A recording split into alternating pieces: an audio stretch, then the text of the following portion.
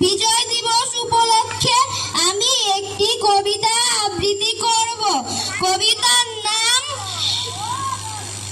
মুক্তিযোদ্ধা। মুক্তিসেনা না? সুকুমার বড়ুয়া ধন্য, সবাই ধন্য, অস্ত্র ধরে যুদ্ধ করে মাতৃভূমির জন্য। ধরল যারা জীবন বাজি, হলেন যারা শহীদ গাজী, লোভের টানে হয়নি যারা ভিনদেশীদের পণ্য।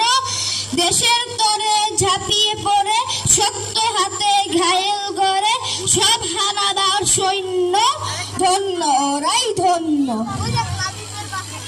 খুব সুন্দর হয়েছে সানি। এরপর আমাদের